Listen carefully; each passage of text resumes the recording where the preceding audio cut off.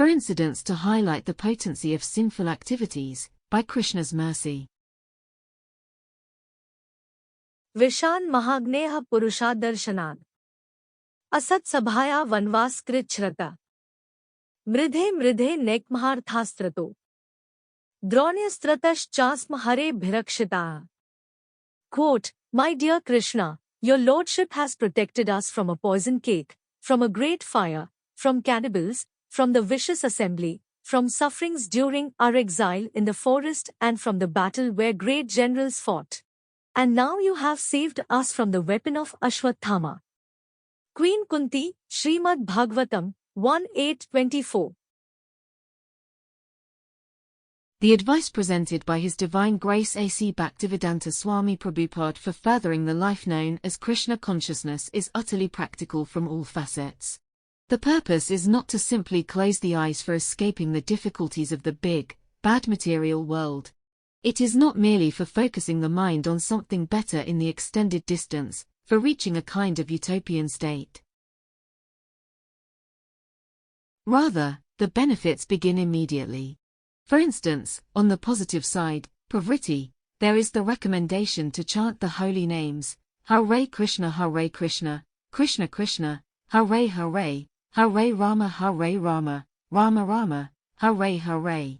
Done in a systematic way, with proper controls on the settings, in an ideal environment, this chanting is equivalent to mantra meditation.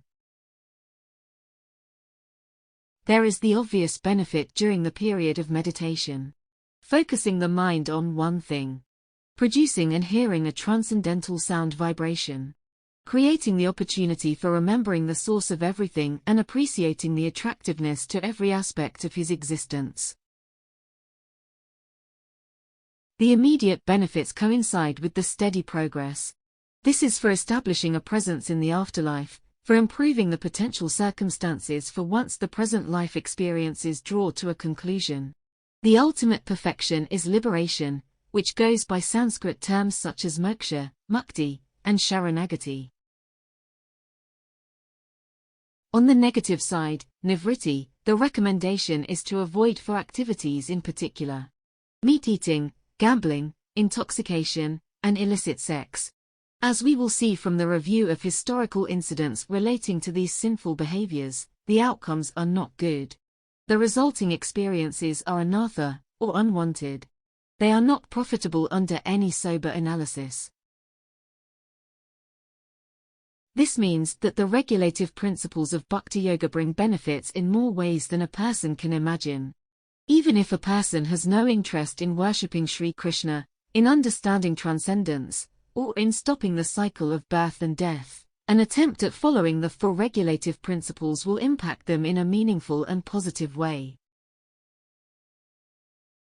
1. The curse of the sons of Kuvera. We have the historical incident of the sons of Kuvera. Life as a demigod is placement corresponding with pious behavior. Like a reward for being good. Like getting a sticker from the teacher in class, for being such a good student. As the individual always has free will, the choice remains in terms of behavior, in how that freedom will be exercised. Even with ties to the devas, the residents of the heavenly region, there is the opportunity to go in the wrong direction. This was the case with the sons of Kuvera, who one time failed to show proper respect to Narada Muni. This was due to the effects of intoxication. As a result, the two brothers were cursed to live as trees in the material world. 2. The fall of Ravana. Sita Devi referred to Ravana as Ajitendriya.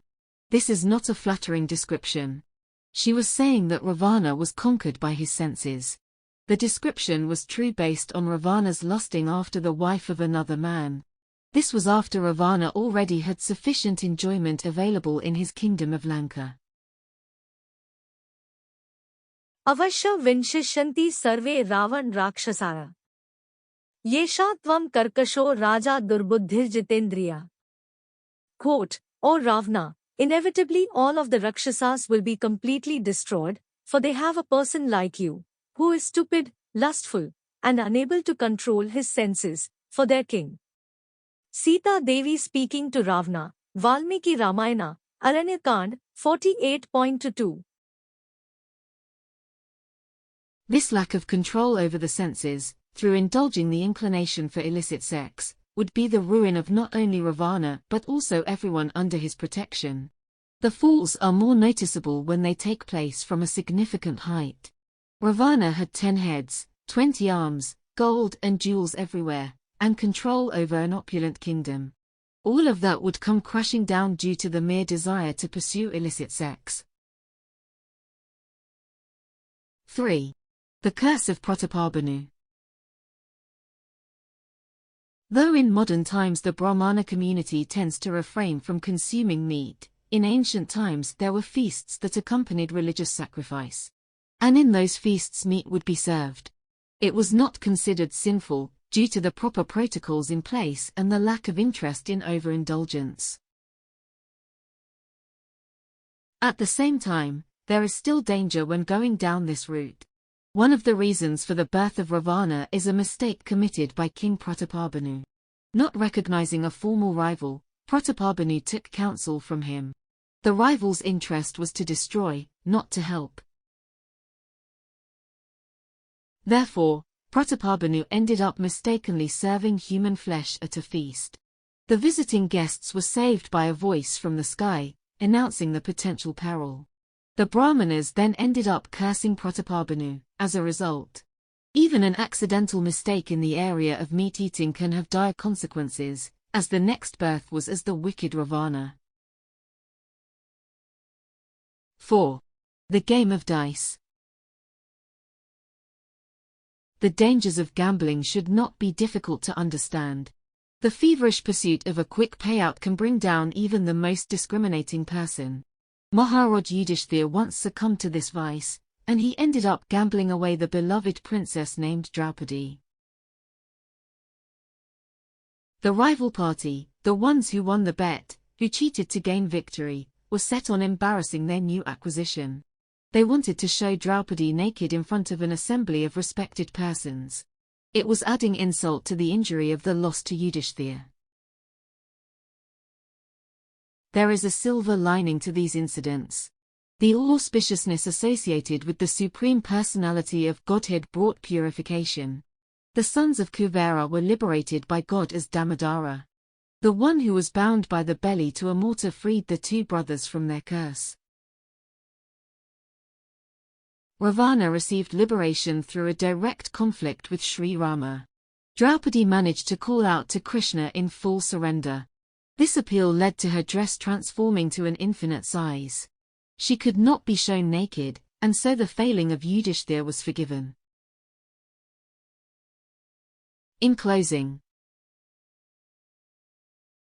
giving regulative principles for removing anathas for gambling torturing the mind, loss of judgment in wine, without mercy animals to kill, trouble with sex desire to fill, absolved and purified through bhakti dedicated Krishna to